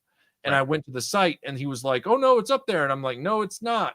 And then he was like, "Oh, I guess it's not on the site." I'm like, "Yeah, I know, I checked." So I get there and I have to do a presentation at a certain point up there in that balcony, up there above the show in the AV room. Yeah, which is basically a hallway that people just walk through. I'm waiting for cleaning people to just start running vacuums through it in the middle of a presentation. But anyway, so we're setting up there, or we're waiting to set up there, and I'm talking to a vendor who knew my videos, and we were just chatting, and we were down on the floor, and suddenly this guy walks up and interrupts our conversation, which fine, because I realized it was the organizer, and he asks the guy how things are going. He asks the guy how everything, does he need anything? Because he's a vendor, obviously. That's, he's being responsible, whatever. And then he got done and he started to walk away. And I said, "Hey, man," I said, "it's good to meet you finally." And he looked at me like a spooked horse. And then he went like this and he ran. He started speed walking away from me. Right. And I'm like, what just happened? So I didn't see him at my presentation. I didn't see him for the rest of the show. I couldn't find the guy. Didn't know what the deal was. So afterwards, when I got home, I contacted him directly and I said, "Hey, what gives about everything that went down there? What gives?" And he was like, "Look, man," he's like, I didn't know that was you. I don't watch YouTube." And I went, "Hold on. I'm not saying you should recognize me from some ego trip. I'm saying that you should recognize me because you asked me to come work your show." Right. An invited presenter. Yeah. Regardless of the role I play, whether I'm putting armbands around people or I'm presenting something or whatever, especially if you're putting me up there as a featured guest, I said, I didn't ask for a booth. I didn't ask for a free hotel room. I just came and did my thing. I'm like, you have an obligation to know who your employees and your collaborators look like. He's like, look, I got a lot of stuff going on, and somebody told me that I should invite you because they knew about your show and it would probably get me a lot more people in the door. And I'm like, oh, the same person that you forgot to even put on the website until a week before. Yeah. Even though you asked me to be there 6 months before. So what I told myself at the time was, this is another one of those convention organizers that's an oxymoron, emphasis on moron, and I'm not going to go back. Well, Valiverse started setting up a booth there the very next year. Yep. And I wanted to go and support Bobby. So I went the 2 years in a row that he was there. And surprise, surprise, that same goofball decided to destroy his relationship with Valiverse at the same time through a bunch of bungling. Yep. So I don't know. I would like to be in Dallas this year for that. As far as Joe Fest goes, yeah, it's not something I'm going to lose sleep over. Yeah, I was only there for Bobby, is what I'm saying. Yeah, I'm hard pressed. Not because there aren't people that go to Joe Fest, right? That I wouldn't want to see. There's a lot of people that go to Joe Fest that I would like to see. Like Scuba Pete's going this year, right? A lot of other people that we know are still going to Joe Fest, which is cool. It's great. And again, back to our previous, like, if you don't fully support, you're a hater. Like, I have never once said to Scuba Pete or somebody else, like, "Oh, well, you suck for going to Joe Fest, blah, blah, blah." You know, we're just not like that. But it's all the way across the country for me versus Dallas, which is the next state over. Yep. And plus, once you've been to a few Joe Fests in a row, you've kind of seen everything that shows up every year. Honestly, I mean, I know he's pulling in all these guests now that are supposed to like compensate for that, and he's thumbing his nose at Vala and stuff. Well, yeah, I mean, he's got Bob Breakin going. So the Skeletron guy's got Bob Breakin, which I thought was cool. Like, I'm very supportive of that. But you know, like, and this isn't a dig on the guy, but I don't care if Dan Larson goes to Joe Fest. Right. For me, it's more of an issue of the person who does the organizing himself. I wasn't going to go back after what happened, and I only went back to support Bobby, and he happened to go 2 years in a row. And now that Bobby's no longer at that show, I'm fine to not regard that show anymore and go somewhere else. And and then you got the organizer calling me a pussy on social media, and I'm like, is this, you know what I mean? Like, why do you know? It's uncalled for. It's all uncalled for. If you delaminate on some stuff and I call you out for delaminating because you're known to publicly delaminate all the time, don't turn around and call me that name. One, you wouldn't do that to my face ever, period. Right. Two, aren't you supposed to be some kind of professional? No, he would definitely not do it to your face, because I've seen him run away from people. Like, he ran away from me and I was just trying to say hi. He definitely would not have the guts to say that to your face. Well, I also, you know, with the irritation between persons and vendors and other vendors, and this, it all coincides with the conversation that you and I are having right now. Like, when do you go from being a consumer or a customer to a fan or an advocate? And when do you go from being a vendor at a show to a fan or an advocate of said show? Like, case in point, there is a very famous G.I. Joe voice actor that I'm friends with on social media. Never comments on any of my stuff. Ever, never. Not any of my positive stuff. Nothing about, you know, my awesome openings or championing other people or talking about like Dan Klingensmith's books or promoting Skeletron and Delta 17 and Strike Force Alpha and all these other independent lines. Nothing about when I retired from 22 years in the military. He only commented on my post about Joe Fest organizers delamination. And I read it and I wanted to be like, you know what, sir? Like, you never engage in any of my stuff. Any of it. Not the positive, nothing. Until this one. And you attend Joe Fest. Like, fuck out of here. Yeah. You know what I mean? Like, I didn't engage him. I just deleted it. Yeah. It's all you can do.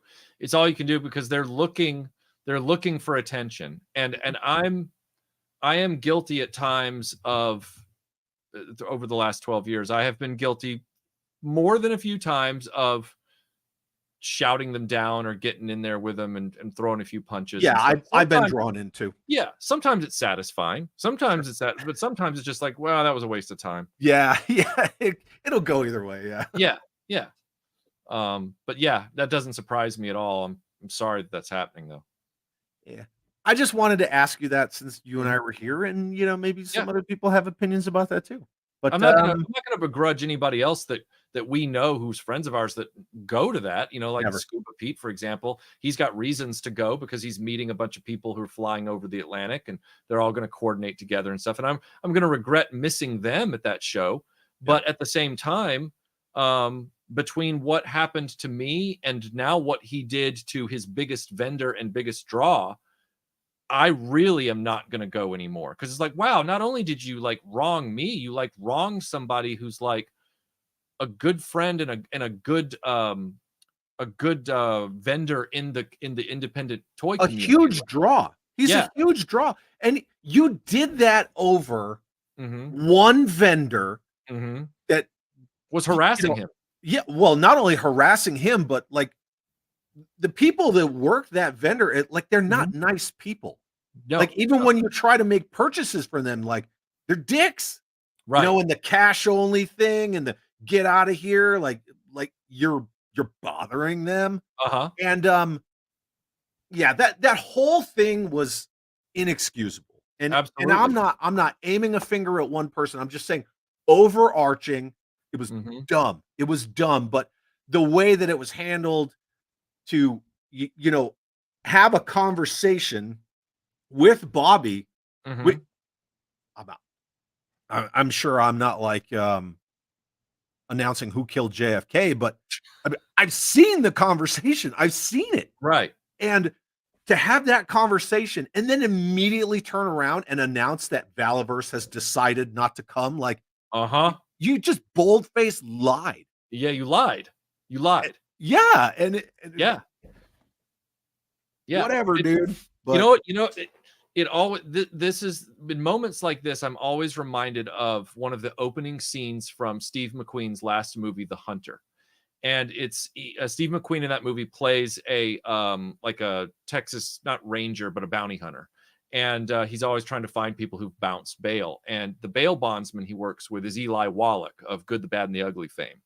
And Eli Wallach is his introductory scene is he's sitting there behind his desk in his office, and there's two parents, and they're older people, and the wife is crying, you know, into her handkerchief, and clearly their son is in trouble. And you know, you see Eli Wallach sitting there, and he's like, "Mr. and Mrs. Johnson," he goes, "Can I speak frankly for a moment? Your son's a rat."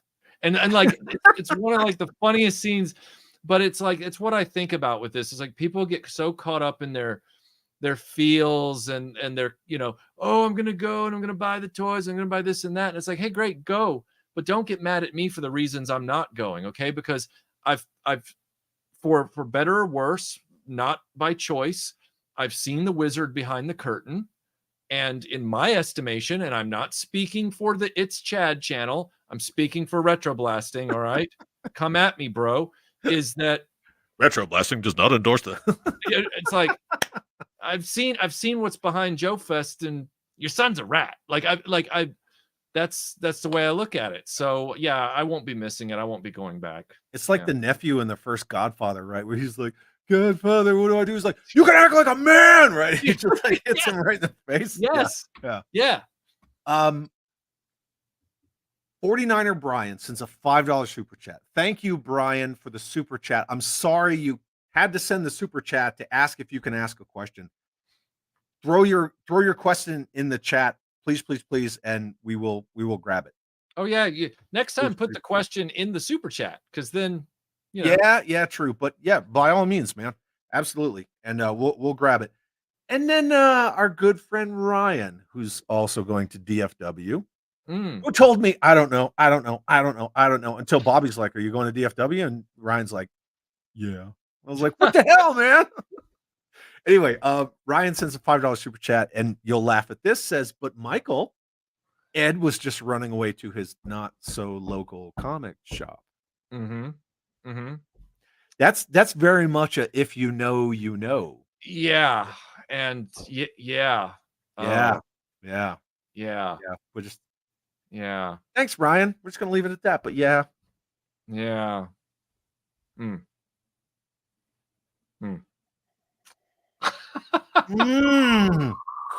that is good tea. Yeah, exactly. Anyway, 49er, please put your he has. He put it in another super chat though. Did he really? Yeah. Oh, man, don't do that. You didn't have to do that. Thank you, 49er Brian. Thank you so much. Yeah. Michael, anything on the Airwolf? Ooh, yeah.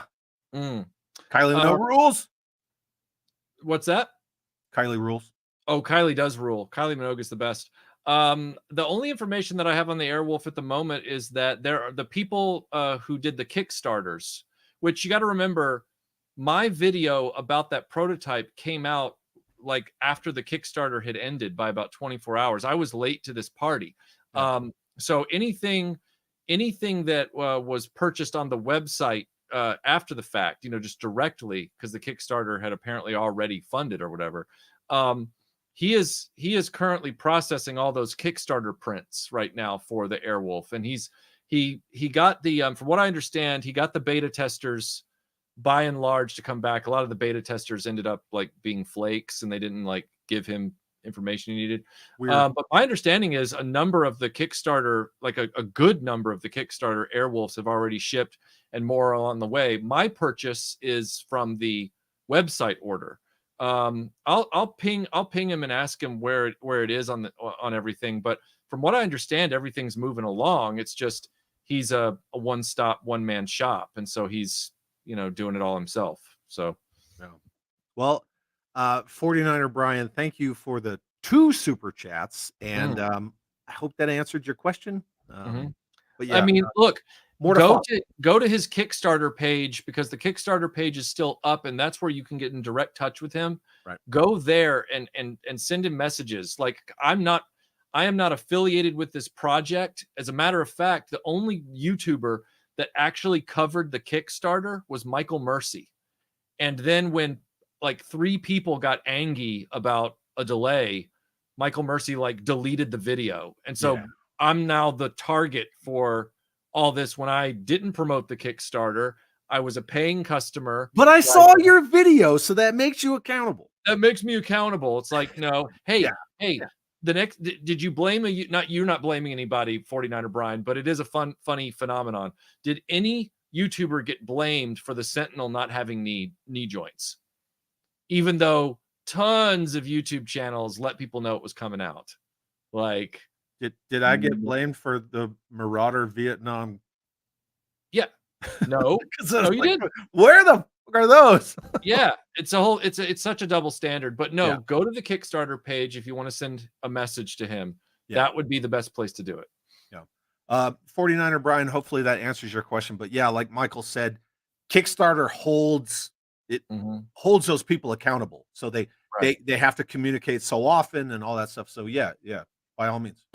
And then Mython the Python sends a $5 super chat. Thank you, Mython. Again, people better be careful messing with chat. Is he? I little trepidation about reading this, since it says I'm armed and dangerous. My name is Inigo Monchadya. Prepare to die. But someone's going to take that out of context. Like, you and 300 people as my witness, someone will take that out of context and say that I'm threatening someone with a projectile. And if we go back to this original comment, it'd be obvious that no, that's not what's being said here. So let's all find some perspective, people. Yeah. And that's why I'm not even going to say anything else, but I love you, Mython. Thank you very much. And then Robert's Infinite Realm says, my 2 favorite channels, just saying great show for $2. Thank you, Robert. Thank you so much. Thank you. And everybody in the chat, you guys are super awesome. And I'm trying to see as much as I can, but it is just flying. It's flying. George Aiken says classified G.I. Joe's accessories are so bendy, they're probably made from the same stuff. Oh, that's no lie. That's no lie. I don't have many classifieds at all. The only ones I wanted to collect when they finally came out with, when they announced CoverGirl, that's when I said, okay, I can now backfill the Ladies of Joe.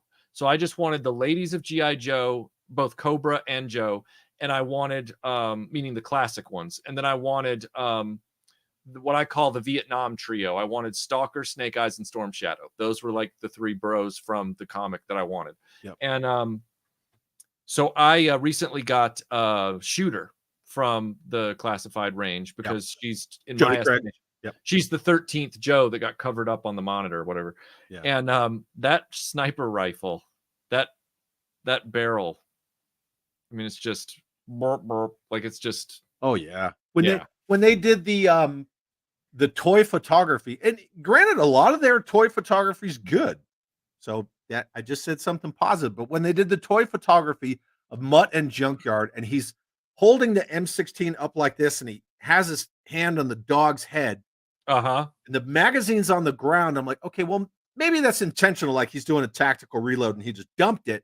Right. But the carrying handle's like this. Oh, yeah. You put a bent accessory in toy photography. Like, man. Oh yeah. They don't know what these things are. They have no idea. But again, this wasn't like a let's crap on Classified or let's crap on G.I. Joe. And then Fred F says, I'll admit I bought the shit out of those Walmart Joes. I just wanted my kid to experience getting some Joes and vehicles. I did too. I absolutely did. I bought them like crazy. That being said, I got one more thing that I want to show. And when I was researching the why do companies want customers to be fans, I was also looking at the whole dark side of that, right? Because we got to cover both sides of the coin. Referring to customers as fans is a passive tactic of control in business. Fans implies an obligation to support. Customers who become fans will defend a company's decisions, regardless of how the company's decisions affect customers. Yeah. I mean, that is how you. It's not so much. I guess it is kind of like stealth manipulation, but it's, hey, you're a fan of this, therefore you are obligated. You're going to be on the hook for this. And I've actually had over the years many people come to me and say, you're not a true fan of fill in the blank. And it's like, why? Because you said you weren't going to get X product. And it's like, well, and they go, you should be, because you're a fan, you need to support the brand. I'm like, wow, like we really are in late stage capitalism. Like this is, oh, I'm going to support the brand. It's like, you're going to support the brand when the brand comes after your job with an AI android? Like, you know? Well, that's, and the thing is, when is it acceptable and when is it not? So you could talk to anyone who is a real American Hero 82 to 94 purist and say that rubber chew toy, squeaky toy dinosaur that came with that Dino Hunter set sucks. Yeah. They are not going to say, it's not going to be like, you know, pitchforks and torches. That no one's going to say, oh, well, then you're not a real fan of a real American Hero because you don't like that dinosaur and blah, blah, blah. You could say that all day long. Yep. But if you say, I think that Tiger Force tripwire is gaudy and ridiculous and dumb, then here it comes. Yep. Well, or you could apply that to Marvel and say something about like the Secret Wars toys. Yeah. And say like, oh yeah, well that Dr. Doom playset was kind of dumb. And but somebody, yeah. But then you say something about Marvel Legends and, oh, well then you're not a fan and I don't understand that. Yeah. You got to catch them all. They're like Pokemon. You got to catch them all. They're not. No, they're not. And I always say, I'm done with a real American Hero. But does that mean I have every single piece? No. That means I got everything that I wanted. Yes, exactly. I don't want that dinosaur. What is going on with that version of Lowlight? Like, why does he have black hair and a beard? Are you wearing a fishnet shirt? I don't want that guy. Exactly. I don't want him. Yeah. Does that make me not a fan of a real American Hero? Sorry, Chad, you're just not a fan. And I've been told that as well. Like, why would I've seen people take my posts for live streams and repost them and say, why would anyone go watch this guy's stuff? He's not even a fan. It's like, right. Yeah. What? Yeah. I only joined the U.S. Army infantry because I was a fan of G.I. Joe. Like, by all means. I mean, that right there is a strong testimony. I mean, as much as I loved Indiana Jones, when I found out what archaeology was really all about, I was like, boring, pass. Yeah. So you lived your truth. I'll say that much. I did. Yeah. But because I don't support every piece of plastic. It's just so weird. James Lucas sends a $2 super chat. Thank you, James. It says, never deny your awesomeness. I mean, I am a Chad, so right. Yeah. Zing. But the weird thing is, like, you and I have hung out in person. Yeah. For a Chad, I'm not very Chadish. You know, I'm really like, you know, just You were born before the the term Chad became a thing. Therefore, the stigma is not quite on you. I wouldn't think so. No. Yeah. You were born in the era where guys named Chet were the Chads of the day. Yeah. Oh yeah, right. Weird Science all day. Yeah. Step buttwad. Yeah. And then Mython, thank you, James. I will always remain awesome. Mython sends another $5, dude. Another $5 super chat. Thank you, Mython. Says no projectiles, 2 words, Chad, Princess Bride. Goat scream. You know what? I'm gonna give him one real quick. I'm gonna do it because Mython deserves it. Yeah, that's for you, buddy. Michael, I have to say thank you for hanging out with me. It's been a minute since you and I got to hang out. Sure. I hope that I have provided the yin to your yang, or we're not opposites. I guess what I mean is I hope I've carried my weight in this show. I hope it's everything you wanted it to be. Absolutely. That and more. Because us Valaverse shills, we got to shill together, right? Oh yeah. See, the thing is Bobby's really cool about things where he's like, he doesn't worry if I'm like not on top of a pre-order or anything like that. Like, he knows that, if I miss a weapons pack or something, that I'm not suddenly like against the brand, or something like that. Like, it's fine, Yeah. Oh, Leslie sends a $5 super chat. Mrs. Scuba Pete. If you guys haven't seen the Scubas, go check out the Scubas because they're fun. Also, Mython put out another super chat a second ago. Yeah, I'm going to hit that in 1 second. Okay. So Leslie sends a $5 super chat and says, hi to 2 of my favorite dudes. Yeah, miss you, Leslie. I'm sorry. I'm not good at that, but you know what I'm trying to do. My kid does the 2-finger one. Mm-hmm. Oh, yeah. Yeah, man, I can't do it. She's just like, just do it like this. And I'm like, yeah, it feels like you're playing Cat's Cradle. Thank you, Leslie. You're the best. So, yeah. And P and I, and I'm sure you'll agree, Michael, because you're an intelligent person. We totally married up. Oh. First of all, Leslie is without a doubt a gem. Oh yeah. Yeah. And from the brief times that I have seen your better half make appearances, I would have to concur with what you've just said, and you live your truth. I won't refute that in any way. Yeah. I 100% married up. Mm-hmm. Yeah. Oh yeah. Mm-hmm. So yeah. Yeah. So anyway, Leslie, thank you so much for the super chat, and remind your husband that he married up and he will agree. Yeah. And then Mython sends another, dude, stop. Anyway, sends another $5 super chat. Thank you. And says, I love you and everyone in the Fellowship of the Dollies. End of story. Yeah. I got a new phrase, Michael. It's called collectile dysfunction. Ah. Yeah. I'm going to get that to catch on. That's a good one. Yeah. I was just thinking right now, it's like, man, because of the prolific way that you've, coined the phrase dollies for referring to action figures and stuff over the course of your show. I did steal that from Rob McCallum and Jay Bartlett, though. I did. The first time I heard it was on your show. Not that you're stealing credit from anybody. Yeah.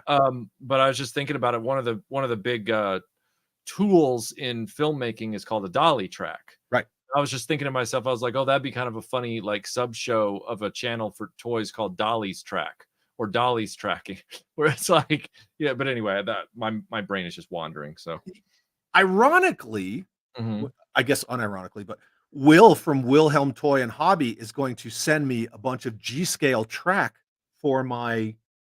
I have the 1991 unproduced G.I. Joe train. He's going to send me a bunch of G-scale track, and I'm going to put a dolly track around my flag. Yeah, that the name of that railway could be called the dolly track. That's what we're going to call it. Yeah, that's awesome. Speaking of dollies, there's my dolly collie right there. She'll be with me at DFW. Nice. As will the ma'am. But yeah. I think we're Davenport sent damn one it. more. Yep. Brad, thank you for the super chat. Brad says, thank you both for a fun and interesting discussion. as my dog distracts me so I can get her cat treats. Very much appreciated and appreciated. Thank you, Brad. Very, very much. Get down. Yeah. Thank you so very much, Brad. I'm not going to speak for you, Michael, but I'm sure you'll concur. I just appreciate people coming, having the conversation, not just with me and Michael, but also with everybody else in the chat, because there's nothing wrong with asking why. Right. Like, why is an okay question to ask? And these are the kind of things that you got to look out for. But I just wanted to have that conversation, and I knew that, Michael, you would be the one to do that conversation justice. So thank you so much for that. Sure. And go over and watch Hella Dope Toys. Go check them out right now. And Michael, you're signing. What? You're going to sign us out. Oh, I am. All right. Well, everybody, thank you for being on the show tonight. Chad is a very nice guy to have me on, and he's a great person to talk to, especially at a convention. If you ever get a chance, go up and say hi to him at a show. I am currently working on my Star Wars Expanded Universe action figure video and a review of some of the higher-end Indiana Jones Raiders of the Lost Ark fedoras. Both of those are in production now.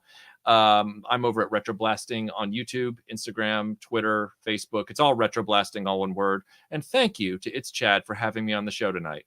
And with that, we say good evening. And have an awesome day.